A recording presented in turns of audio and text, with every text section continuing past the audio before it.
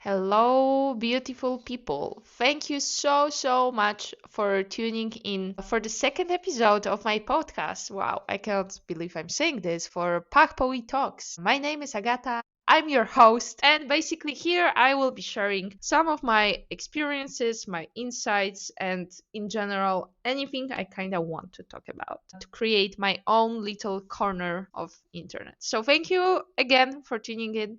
And today I want to share with you a little bit. Maybe it's a kind of continuation of the last episode of my Vipassana experience. If you haven't heard this one, go and check it out. I want to really touch upon the burnout I have experienced past year and how I found some creative paths to kind of maybe not fight it, but like to kind of balance it out. So let me start from the beginning. After the Vipassana experience, funnily enough, I experienced probably the biggest existential crisis to date. It was very profound experience in a way that it was shown to me very like there was no way to deny it anymore. And that where you are and what you're doing and how it sounds from the outside, that many people could have said that, wow, you're just living a dream, like I'm just so free being in Mexico and just like having this beautiful Airbnb just like 5 meters from the Caribbean Sea and just life is good,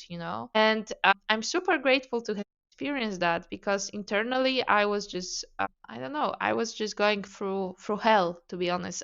I will link in the description if you're curious. I created a little poem slash story about this that is recorded on my other podcast that is here. But anyway, it was super powerful experience, and it kind of all correlated. I mean, I already knew that what I'm facing at work is burnout. Like I really shifted from how I felt about doing my work throughout the years, and this is not definitely it's definitely not the point I started from, right? I really used to love what I was doing. I was just excited, and I wasn't looking at the time, how many hours or how many tasks I finished. I just liked doing it, like it was really flowing. And I remember one day I actually shared with my coworker. She's really, yeah, I just really appreciate her insight on this when she shared with me that maybe work is just work and we can find like this purpose, satisfaction outside. Funnily enough, I've never actually thought about this, which is, again, I'm so grateful because I can imagine that for many people, this is not yeah, this is not like discovering anything new, right? But for me, because I used to like my job so much, it was kind of a new concept to play with. So to give you a little bit of context, at this point, so let's say it's like beginning of April last year. I already know that I'm quitting my job somewhere like around June or July, so I know I have few months left to go. And basically, yeah, I was really trying to figure out how to like do those last months in a way that feel aligned with me because I cared about the work, my teammates, most importantly my team, and I really wanted to use those last months to really see if I can change some things in a way that I'm working. But that could be another episode of actually the actions I take. Like actually my last months at my company were the most eye opening and also like challenging myself and doing new things, delivering totally new value from different concepts and really starting to take agency. So it's funny, right? Because it's just a story in your brain when you're like, okay, I have 4 months to go, like let me finally try this thing I always wanted to try. Of course it works anywhere, right? This is what I feel like works so well, but also creates this like kind of mental cage that we become different people when we're traveling because suddenly there is this idea of scarcity in this way that I'm only here for 2 weeks, so I will try to make the most out of my experience, right? Of course, I won't stay watching Netflix if I'm in the city for 5 days or in this beautiful nature park for only It's right. This is like a no-brainer. So it's interesting. Anyway, I was really curious to explore that. So it all kind of collided, the existential crisis, the burnout, not really knowing how to proceed with my last months, etc. And then it really hit me because usually, the question that gets me to the existential crisis is what's like, there's no purpose actually of like life in general. Like what's the meaning? Like what is it? And it's funny because yeah, it's one of those questions that is really, for my brain, of course, I know that there are some answers that you can give, but my brain was never satisfied with those. And I had the biggest breakthrough back then that purpose is something that, and meaning is something that you create for yourself. And thank God, in a way that, wow, this is so freaking awesome that I can decide. Of course, it takes work, right? To try to understand what I enjoy. When have I actually felt like this back in my life? What are some, let's say, criteria or requirements or like just general circumstances around me which make me feel like, whoa, this is it. I'm living, this is so full of purpose and I just love it. And I remember having this breakthrough. So, meaning this is not something I go somewhere and find it, like I won't suddenly pick up a rock on the other side of the globe and will be, oh, that's my meaning, that's my purpose. Which previously, I think, low key, of course, not thinking that I will find it under actual stone. But I was kind of thinking like this, I've been already back in the day traveling for 1.5 years and, switching from place to place. And kind of, I think, with this low key mindset, okay, finally I will get it, like in this place. It's still not this place that I'm right now, but this next place, I feel it might be there. So for me, it was such a paradigm shift, Meaning is not something I just stumble across or fine. This is something I create for myself. And I was like, my God, this is actually huge. And I was really feeling freed and so much liberation by this thought. But also, it's funny. I think freedom goes hand in hand with responsibility, which I don't think many people talk about. Yes, you can be the most free person in the world, which means you need to take on responsibility for every single decision, right? There's no boss to be like, oh, I cannot do this because I need to do that. There are no external factors, circumstances that will dictate what you do. You're the one dictating. And at the first, don't get me wrong, this is amazing. This is beautiful. But also, you need to make things happen for you. So that's actually when I came up, I did like this whole brainstorming session about, okay, what are the things that, also which was super interesting. I was already taking the experience from my career and I was like, when were the projects that I felt the most alive, that I was happy to work on them, like what were the criteria, and also getting broader about my whole life experience, what were some circumstances that I really liked or like some subjects I was interested in. So actually what I gathered was a set of what you would call, let's say in more technical environment, like your requirements, right? Or like some literally like a scope of a project and what kind of milestones need to be hit inside of it. So it was interesting experience for me because now I could use, let's say, all of the knowledge and experience I gathered through working in tech and being like a geek about processes and how it all works and this and that and how you can break things down and combine it with also like little bit of psychology or like coaching mindset to it. And that's how I came up with 100 days of creation. And that was my commitment, that I'm still working at my job and I made many different changes to how I approach the job itself that also impacted the overall satisfaction, but I won't get into this right now. I just want to focus that I was like, okay, I will create this project for myself as someone would just hand it over to me, and that this is my responsibility. The fun part is that I get to decide what it is, right? So actually, that's how I came up that I really loved the way you can track progress. That was something very important for me.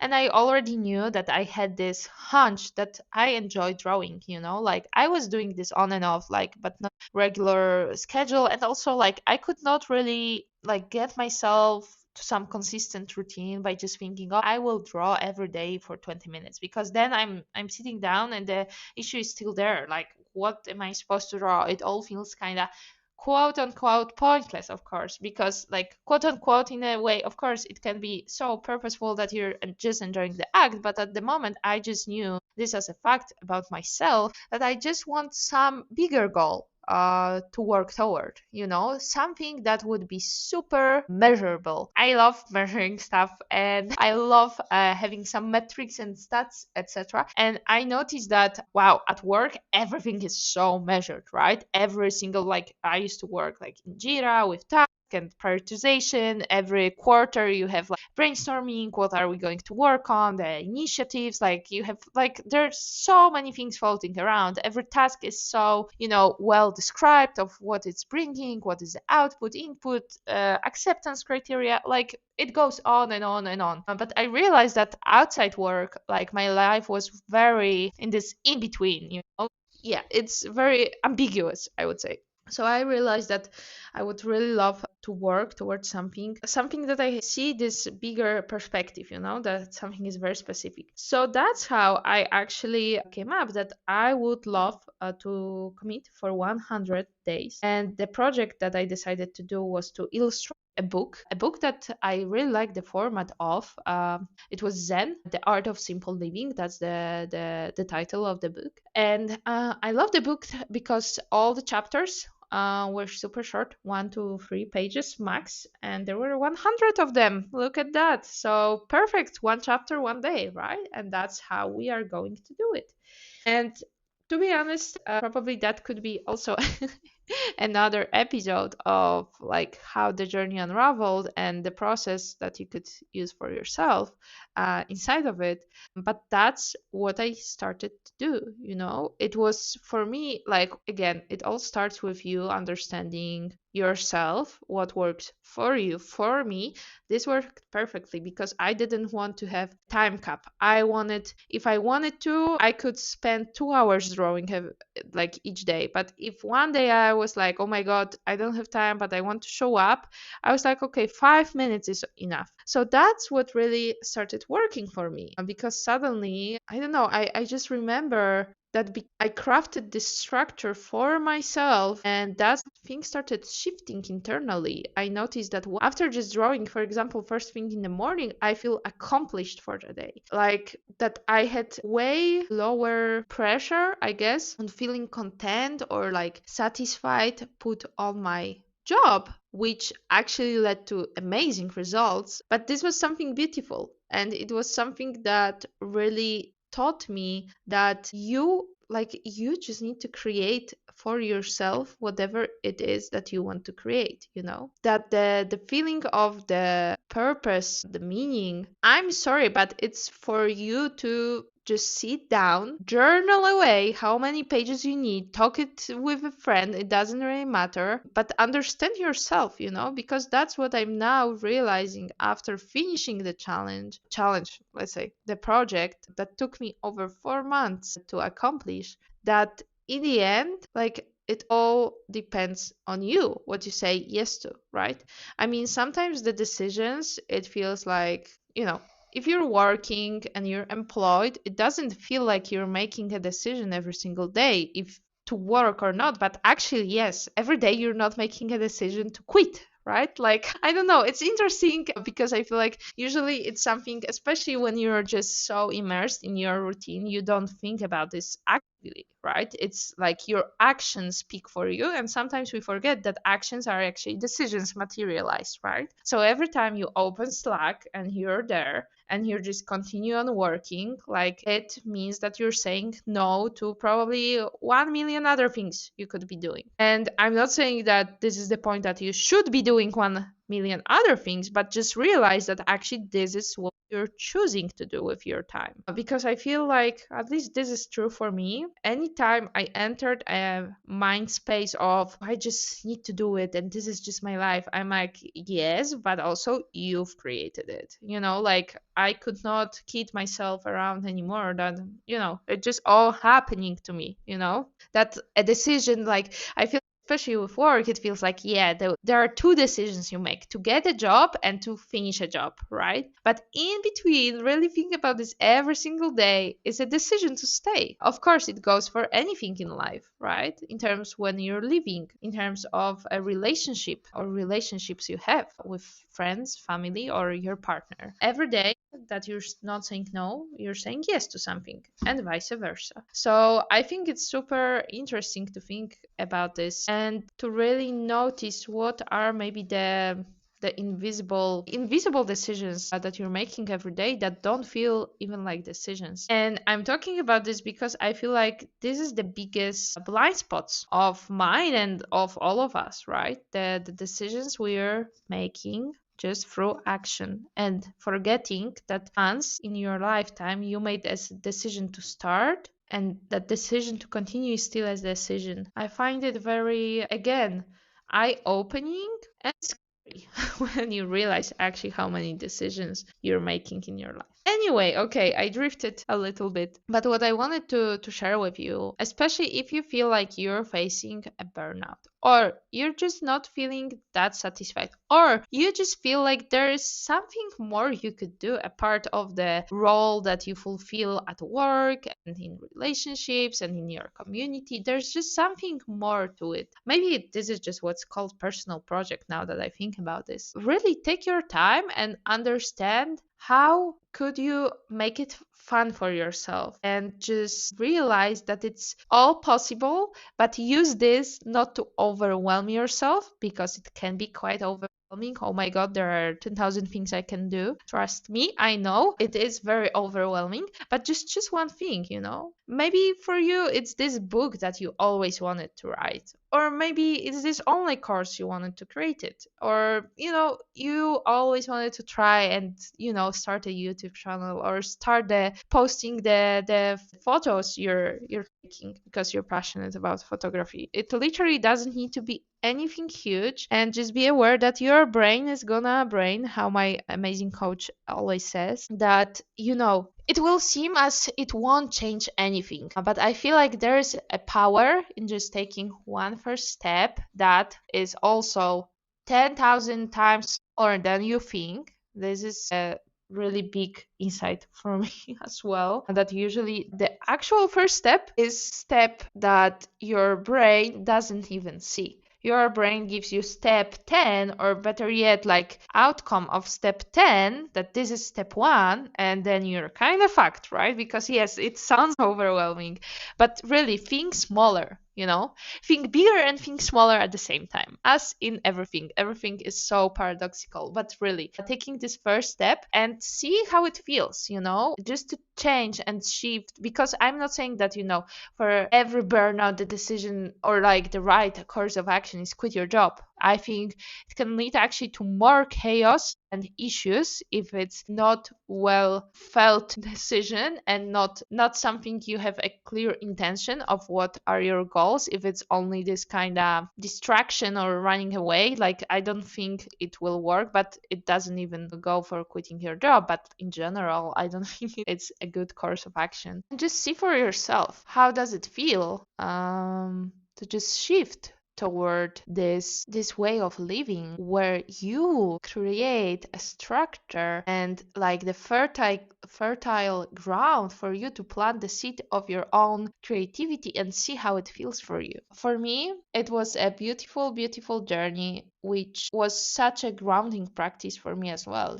I was still on traveling. Like, I think I finished the project across 6 or 7 countries. And especially, with so much like moving and like that every time everything is different and so hard to create any routines. I think it was one of the best things I've ever decided to do for my mental well being in general, and just to realize the power that I and you hold about feeling this purpose. And that brings me to probably one of the most beautiful moments in my life, which actually, wow, I cannot believe I just created it for myself. It was the day that I still had one more drawing to go. So I knew that, oh my God, I finished 99 drawings. I illustrated 99 chapters of the book. I showed up for 99 days. I was there, and I was just back in the day. I was still road tripping Iceland. I was car camping in a Tesla for 3 weeks,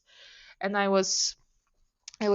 actually took myself out to the restaurant to kind of celebrate the day before the 100, because I knew that 100 is just a cherry on the top, that the success is already here. And I just can feel it in my whole body when I think about this moment. I was just feeling so freaking proud of myself. Like, I cannot tell you the level of satisfaction and happiness and pride and joy that, oh my God, it really cannot be explained with words, but I just want to highlight that you can create this for yourself. Like, I think probably the whole life I was kind of hoping that this is something you get, that, you have some good opportunity to go for. You have a little bit of luck in terms what you have the chance to collaborate. I don't know. I was kind of thinking that literally it just comes from external, right? And that the only thing you can do is to kind of hope that one day you will find this thing that gives you all those things. But just realizing and feeling it, oh my God, I just created this for myself. The feeling, the state of feeling. Of course, I created for myself, let's say, the structure, and I gave myself the opportunity, right? I feel like nowadays it feels maybe for some people silly to say that, money is something so on the first, like, this is such a foreground, like primary spot, right? The question, oh, but did it give you any money? No, because I decided to do it for different reasons. I was literally at the point realizing, wow, I'm earning so much money what I'm doing, and I hate it.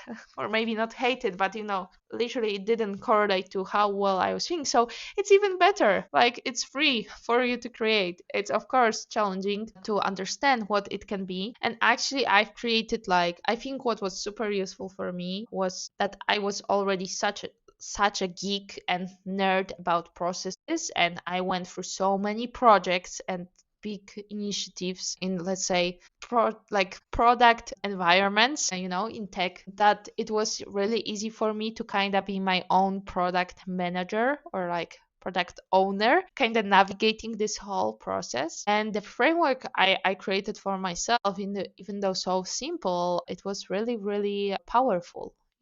I will probably record another episode of the framework itself. It's kind of simple, but I think there are usually the simple things are the ones that can bring you a lot. And definitely, I know that without having this framework, I would quit, unfortunately. That you really, really, sometimes, of course, it's just a matter of first action, but also having like a contingency, I think that it's a word, plan, for when the mind just goes into I'm a monkey, crazy monkey mode, and that your inner sabotagist and let me tell you, the resistance goes through the roof. Like, it's so important to, at the start, know, one, this will happen, two, this is normal, three, how we can plan for it. Anyway, I just wanted to share this little story with you about how I created this beautiful state of having or creating the meaning in my life, at least in this one area.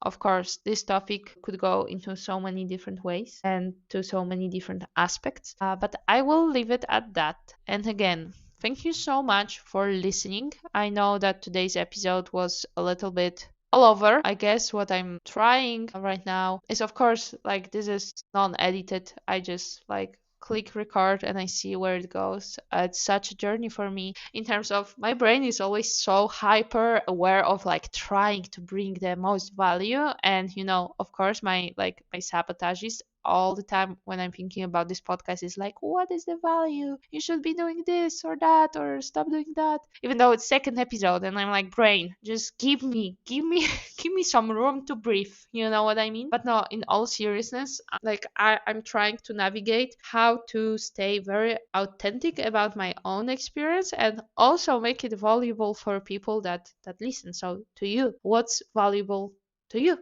that you would be interested in hearing? And actually, yes, this is what I'm trying to see if it makes sense to make at least a little bit of an agenda what I want to talk about and like maybe what's the main message. So thank you for listening, sticking with me with this one. And of course, if you have any suggestions of what might be interesting for you to hear more about, I would so appreciate it. So feel free to leave a comment below. And I wish you a beautiful, beautiful rest of your day, and just realize that it's all up to you. That you have the power, baby.